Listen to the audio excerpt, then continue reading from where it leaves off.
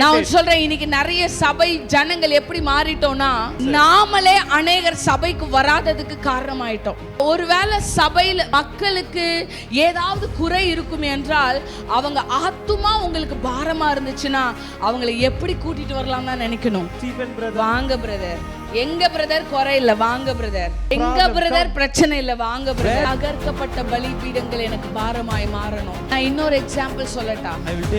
அப்போஸ்தலர் 2ஆம் அதிகாரம் மேல் அறையில எல்லாரும் ஜெபம் பண்ணிக்கிட்டு இருக்காங்க. 1:14 சொல்லுது, 120க்கு மேற்பட்ட ஜனங்கள் மேல் அறையில ஜெபிக்கிறாங்க.